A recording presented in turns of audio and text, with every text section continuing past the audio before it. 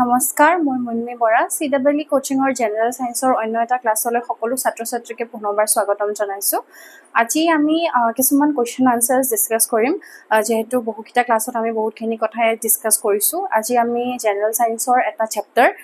যোনটো আমি আগতেও পঢ়িছো মেটেলছ এণ্ড নন মেটেলছ ধাতু আৰু অধাতু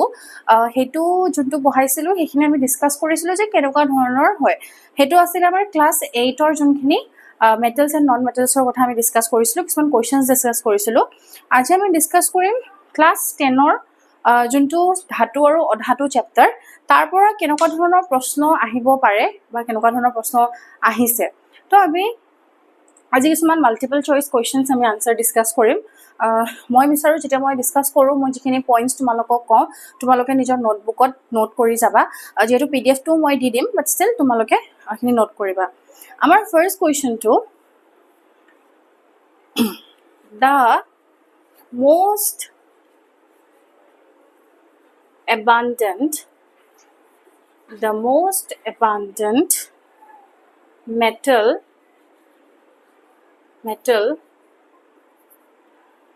in the earth crust is option A iron, option B calcium, option C sodium, and option D aluminum. আমাৰ কোৱেশ্চনটো কি সুধিছে যে আৰ্থ ক্ৰাষ্টত সবতকে এটা ডাঙৰ এটা গ্ৰেটাৰ এৰিয়া কোনে লাইক কভাৰ কৰি আছে এটা আমাৰ অপচন কিটা কি iron calcium sodium and aluminium এটা আৰ্থ ক্ৰাষ্ট মানে কি আৰ্থ ক্ৰাষ্ট মানে আমাৰ প্লেনেট আমাৰ গ্ৰহৰ যোনটো আউটাৰ মোষ্ট লেয়াৰ আমাৰ গ্ৰহটোৰ আৰ্থটো এটা গ্ৰহ এটা প্লেনেট এই প্লেনেটৰ যোনটো আউটাৰ মোষ্ট লেয়াৰ হেতুকে আৰ্থ ক্ৰাষ্ট বুলি কোৱা হয় তো হে আৰ্থ ক্ৰাষ্টত সবতকে বেছি এটা ডাঙৰ এৰিয়া কোনে কভাৰ কৰি আছে আমাৰ প্ৰশ্নটো কি সুধিছে যে কোনে আৰ্থ ক্ৰাষ্টত এটা ডাঙৰ এৰিয়া কভাৰ কৰি আছে তো আমাৰ আনসাৰটো এটা কি হ'ব এলুমিনিয়ামে আৰ্থ ক্ৰাষ্টত এটা যথেষ্টখিনি ডাঙৰ এটা গ্ৰেটাৰ এৰিয়া ই কভাৰ কৰি আছে সো এটা আছে আজি প্ৰথম প্ৰশ্নটো আমি সেকেন্ড কোৱেশ্চনটো লৈ যাম আমাৰ second কোৱেশ্চনটো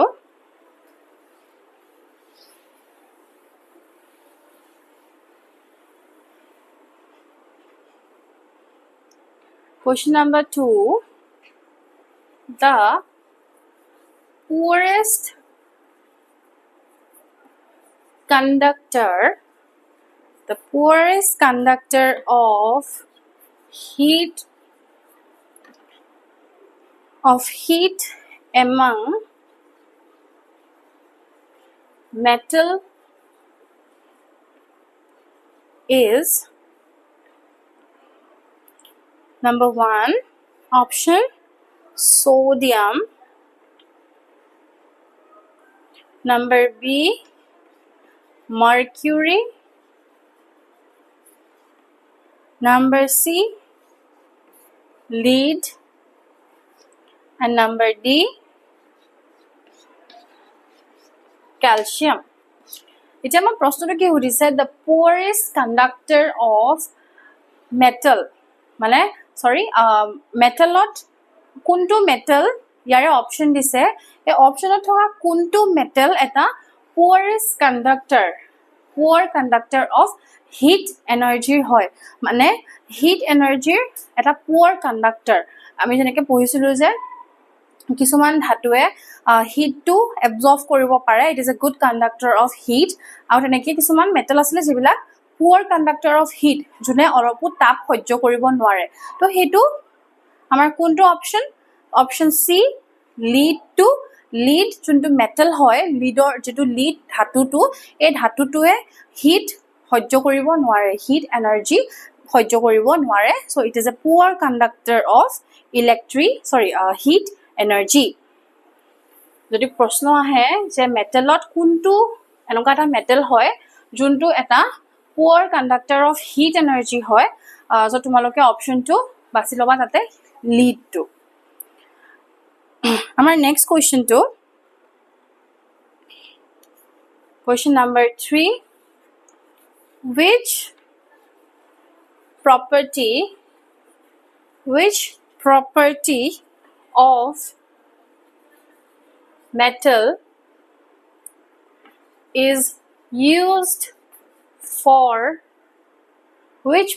of metal is used for making bells, string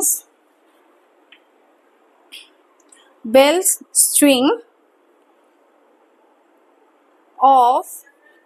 musical instruments?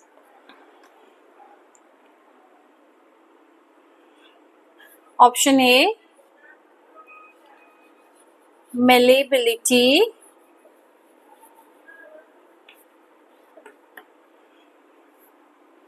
Option B, ductile. Option C,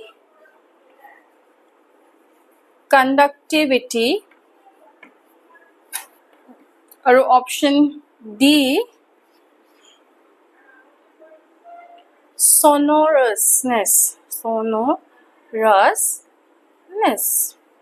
এটা মোক কোৱেশ্চনটো কি সুধিছে যে which property of metal is used for making bells, strings of musical instruments? এটা bell বা strings বা bell সকলোৱে জানে but strings মানে কি strings যেনেকে violin গিটাৰত যিবিলাক strings থাকে যিবিলাক এটা sound produce কৰে যোনটো এটা sound এটা ওলাই সেইবিলাকক কি বুলি কোৱা হয় strings বুলি কোৱা হয় আৰু সেই strings বিলাক কেনেকে মানে সেই সাউন্ডটো কেনেকে ওলাই তো তাতে সেই স্ট্ৰিংস বিলাকত সাউন্ড ওলাবলৈ আমাক এটা প্ৰপাৰ্টিৰ দৰকাৰ হয় বা এটা বস্তুৰ আমাৰ দৰকাৰ হয় যে সেই সাউন্ডটো যে ওলাইছে তো আমাৰ এটা অপশনটো হ'ব ডি sonorous মানে কি যেতিয়া এটা পদাৰ্থ বা এটা বস্তুত এটা সাউন্ড প্ৰডিউস কৰিবলৈ আমি লওঁ হেতুকে sonorous বুলি কোৱা হয় আমি fourth questionটো লৈ যাম হয়তো সকলোৱে বুজি পাইছা যে বেল বা স্ট্ৰিংস মিউজিক্যাল ইনস্ট্ৰুমেন্টছত যিবিলাক স্ট্ৰিংস বা বেল ইউজ কৰা হয় হেবিলাক এটা মেটালৰ প্ৰপাৰ্টি তাতে থাকে যোনটো কাৰণে সাউন্ডটো প্ৰডিউস হয় তাকে কোৱা হয় sonorousness আমি আজি fourth questionটো লৈ যাম question number 4 which of the following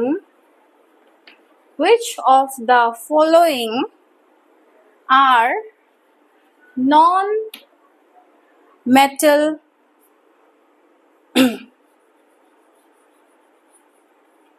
which of the following non-metal is lustrous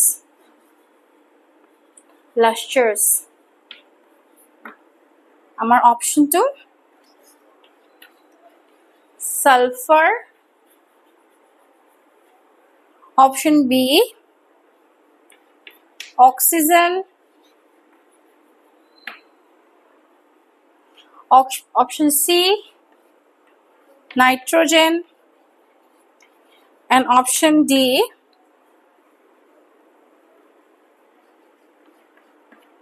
iodine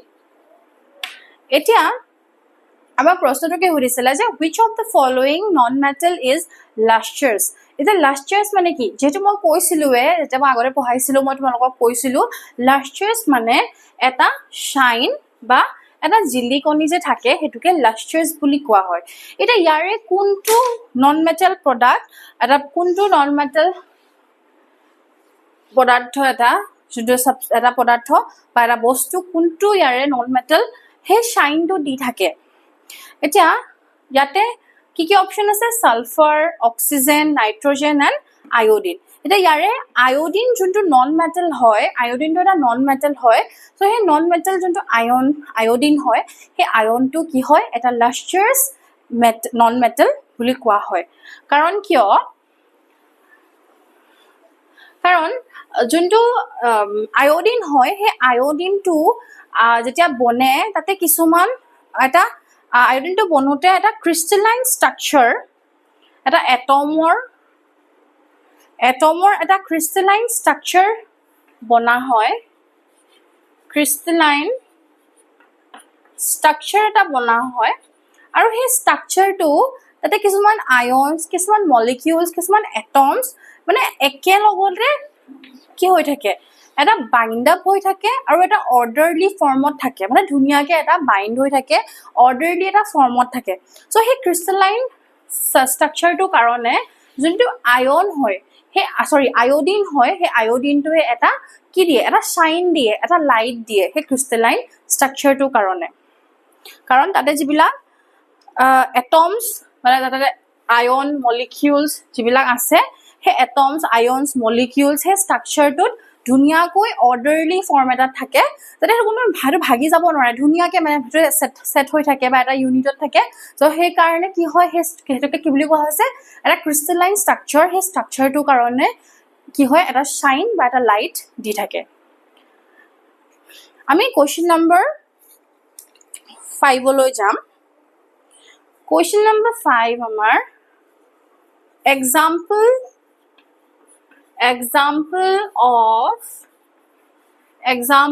of a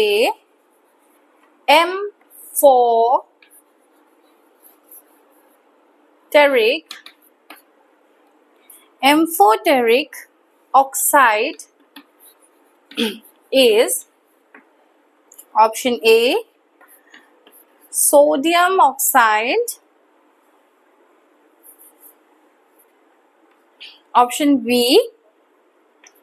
potassium oxide, option C aluminium oxide, and number D magnesium oxide. এতিয়া আমাক কি সুধিছে যে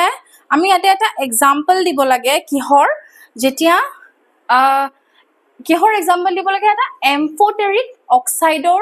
আমি এক্সাম্পল দিব লাগে এতিয়া আমাৰ প্ৰশ্নটো হ'ল ফাৰ্ষ্টত আমি জানিব লাগিব হোৱাট ইজ এম্ফোটেৰিক প্ৰডাক্ট বা এম্ফোটেৰিক অক্সাইড বুলি ক'লে আমি কি বুজিম যেতিয়া এচিড আৰু বেছ দুইটাই কম্বাইন হৈ পেলাই এটা কম্পাউণ্ড বা এটা কেমিকেল আমি ইকুৱেশ্যন পাওঁ এটা কম্পাউণ্ড পাওঁ আমি তাকে কি বুলি কোৱা হয় এম্ফোটেৰিক অক্সাইড মানে যেতিয়া এচিড আৰু ৱাটাৰ দুইটা একেলগতে কি হয় মিক্সচাৰ হৈ পেলাই আমি এটা কম্পাউণ্ড গাওঁ বেচিক্যালি যেতিয়া যোনটো এচিড এণ্ড বেছ যেতিয়া ৰিয়েক্ট কৰে তেতিয়া আমি বেচিক্যালি ৱাটাৰ ফৰ্ম হয় তো সেইটোকে কি বুলি কোৱা হয় এম্ফোটেৰিক অক্সাইড এতিয়া ইয়াতে আমাক কি সুধিছে ইয়াতে সোডিয়াম অক্সাইড এইটো নহয় আমাৰ অপশ্যন পটাছিয়াম অক্সাইডো নহয় লাষ্ট আমাৰ কি আছে এলুমিনিয়াম অক্সাইডত কি আছে দুটা কম্বিনেশ্যন আছে কিহৰ এটা এচিডৰ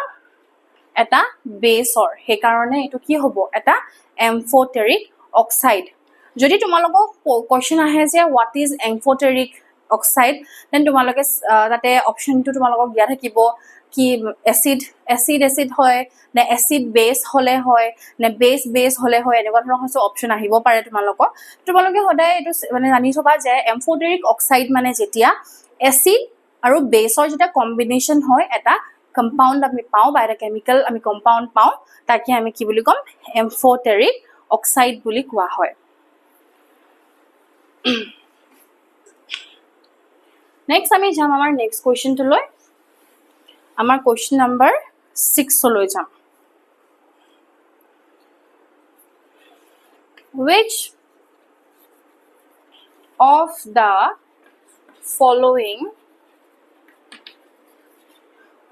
following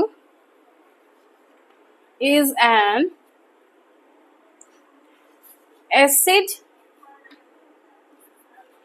oxide আমাৰ অপশ্যনটো আছে sodium oxide number 2 carbon monoxide number C carbon dioxide and number D magnesium oxide. এটা আমাক প্ৰশ্নটো কি সুধিছে যে আমাৰ ইয়াতে থকা কোনটো এটা কম্পাউণ্ড বা কোনটো এটা compound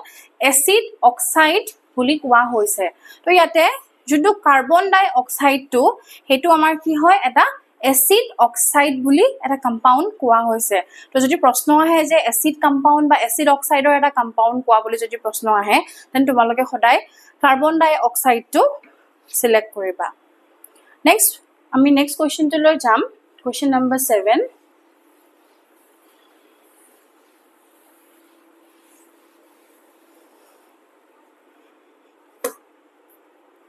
Question number 7. Galvanization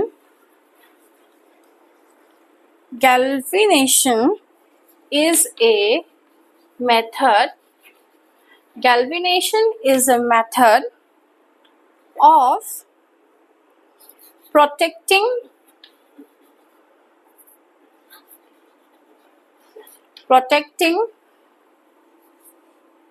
iron from rusting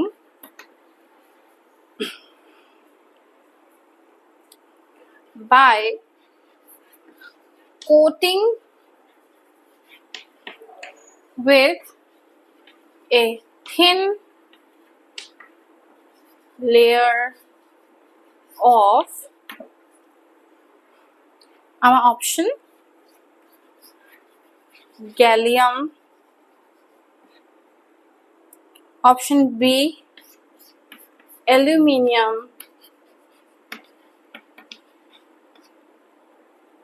option C zinc, option D silver. আমাৰ প্ৰশ্নটো কি সুধিছে galvanization is a method which protect the iron from rusting মানে galvanization to এটা এনেকুৱা প্ৰক্ৰিয়া হয় য'ত আমি কিছুমান লোহাৰৰ পদাৰ্থ বা কিছুমান বস্তুক আমি মামৰে ধৰিবলৈ নিদিও বা আমি হেতু এটা প্ৰিভেন্ট কৰি ৰাখো যে হেতু মামৰে নধৰক হেতু প্ৰসেসটো কি বুলি কোৱা হৈছে galvanization বুলি কোৱা হৈছে কিন্তু হে galvanization প্ৰসেসটোত আমি এটা কি দিও এটা কোটিং দিও মানে হে প্ৰডাক্টত আমি এটা লেয়াৰ এটা বস্তু আমি এটা প্ৰলেপ দিও যোনটো এটা থিন লেয়াৰ এটা কোটিং আমি ওপৰৰ পৰা এটা লেয়াৰ এটা দি দিও যাতে হে বস্তুখিনি মামৰে নধৰক এটা অপচন কিটা কি দিছে gallium aluminium zinc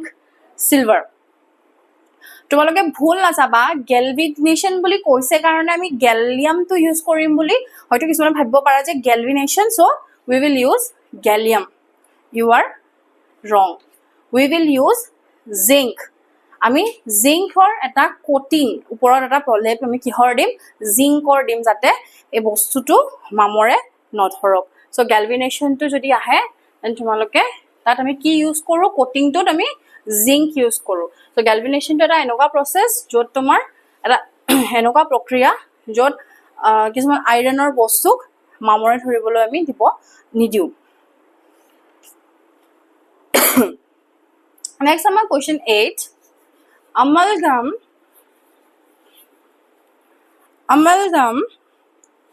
is an alloy of option A copper and tin number B mercury number C lead and tin and number D copper and zinc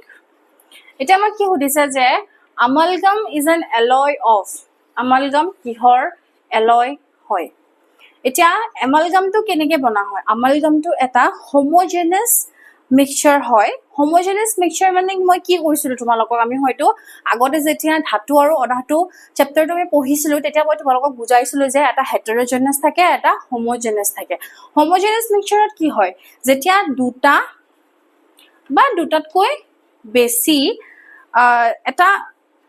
metal দুটা বা দুটাতকৈ বেছি নন মেটেল যেতিয়া যোগ হৈ এটা পদাৰ্থ বনে তাকে কি বুলি কোৱা হয়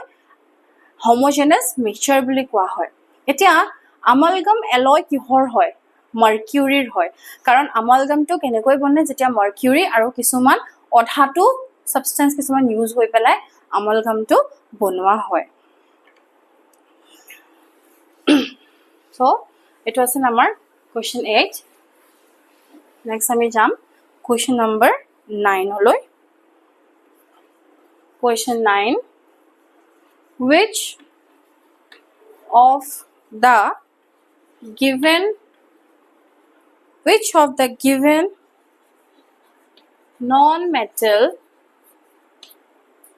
non-metal is a liquid number A carbon number B phosphorus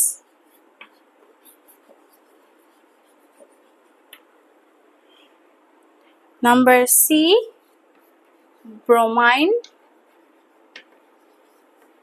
and number D sulfur আমাক কি সুধিছে প্ৰশ্নটো যে তলত দিয়া কোনটো ইয়াৰ অপচন এটা নন মেটেল হয় কিন্তু যোনটো লিকুইডত থাকে মানে লিকুইড ফৰ্মত থাকে আমাক সুধিছে তো ইয়াতে অপচন আমি কোনটো সিলেক্ট কৰিম ব্ৰমাইনটো এটা নন মেটেল এটা অধাতু হয় কিন্তু হি কোনটো ফৰ্মত থাকে হে ব্ৰমাইনটো সদায় আমি লিকুইড ফৰ্মতে আমি পাম সো ব্ৰমাইন এটা নন মেটেল হয় এটা অধাতু হয় আৰু যোনটো আমি লিকুইড ফৰ্মতে পাম আমি আজি লাষ্ট কোৱেশ্চনটো ডিসকাস কৰিম question 8 rusting question number 10 আমাৰ আজি last question rusting of iron takes place in আমাৰ option geta number A ordinary water number B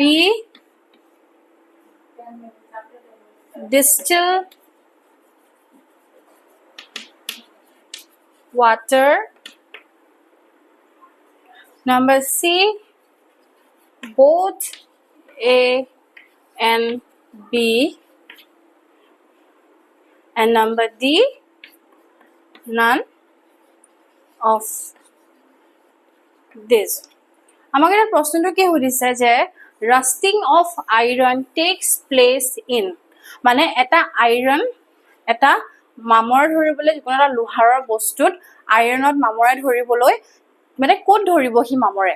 basically হি কোনটো প্লেসত হি ধৰিব পাৰে বা পানী যেতিয়া আমি থৈ দিম হে আইৰন টুকটো তেতিয়া কেন হি কোনটো পানীত হি পটককে মামৰে ধৰিব পাৰে